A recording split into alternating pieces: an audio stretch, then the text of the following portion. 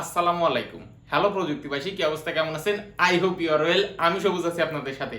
আবারও নতুন একটা ভিডিওতে আপনাকে স্বাগত জানাচ্ছি। The main topic of this video, কিভাবে মাল্টিপল ফাইল ক্রিয়েট করবেন।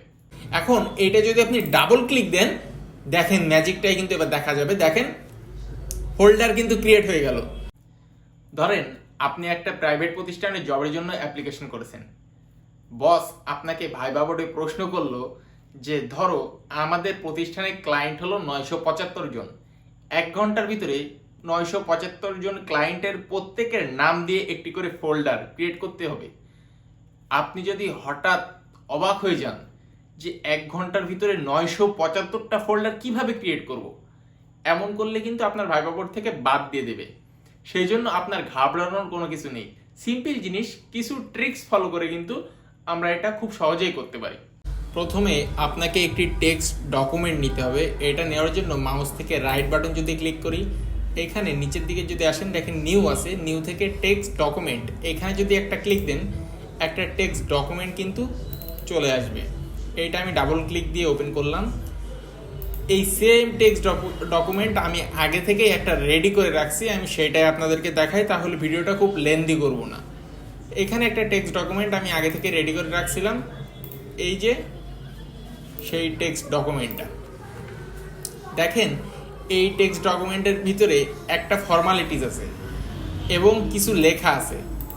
ভেঙে ভেঙে বলি আসলে কোনটার কি কাজ। প্রথমে আপনাকে যে কাজটি করতে হবে, @ইকো অফ এটা লিখতে হবে প্রথম লাইনে। তারপরে আপনি ইন্টার দিয়ে আপনাকে লিখতে হবে MD। এইটা কিন্তু একটা ফর্মালিটিসের অংশ। এবং ফোল্ডারের যে নামগুলো হবে, এখানে দেখেন অন লেখা আছে, এইটা হলো প্রথম ফোল্ডারের নাম। দেখেন এখানে 2 লেখা আছে, অনটাই কিন্তু কোনো কিছুই নেই, জাস্ট সিঙ্গেল ভাবেই আছে। বাট এখানে যে 2টা আছে, 2টা দেখেন একটা কোটেশনের ভিতরে আবদ্ধ আছে, এবং 3 যেটা আছে, 3টাও কিন্তু কোটেশনের ভিতরে আবদ্ধ আছে। এভাবে দেখেন 4, 5, 6, 7, 8 এইভাবে কিন্তু আছে। আমি এখানে সংখ্যা দিয়েছি ধরেন 20 পর্যন্ত। তারপরে দেখেন নাম লিখেছি কোটেশনের ভিতরে, সবুজ ইসলাম, তারপরে বাচ্চা, জীবন। এইভাবে যে কোটেশনের ভিতরে যে নামগুলো আছে, এইগুলোও কিন্তু একটা একটা ফোল্ডারের নাম হবে। এইখানে দেখেন 1, 2, 3 আছে, XYZ আছে, এবং এইখানে একটা বাংলা কিন্তু নাম লেখা আছে, ফোল্ডার। এই পর্যন্ত কিন্তু দেখেন কোটেশন দিয়ে আবদ্ধ করা।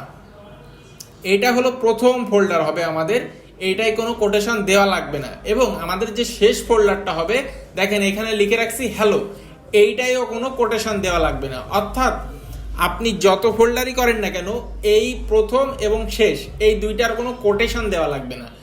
এই দুইটা সিম্পল রাখবেন। তারপরে একটা ব্যাক স্ল্যাশ দিবেন। আমরা কিন্তু নর্মালি স্ল্যাশ দেই এইভাবে, আর এই স্ল্যাশ আপনারা কিন্তু ব্যাক স্ল্যাশ দিবেন। দেওয়ার পরে কোটেশনটা শেষ করে দিবেন। তার ভিতরে একটা 2টা জিনিস আমি বলে রাখি। দেখেন এখানে 6 আছে একটা, এবং 6 এখানে আরেকটা আছে, অর্থাৎ 2টা 6 আছে। বাট এটা কিন্তু আপনার একটা 6এই একটা ফোল্ডার ক্রিয়েট হবে। এখানে কিন্তু একই নামে 2টা ফোল্ডার ক্রিয়েট হবে না। আচ্ছা, ট্রাই করে দেখি আসলে ফোল্ডারটা কিভাবে ক্রিয়েট হয়।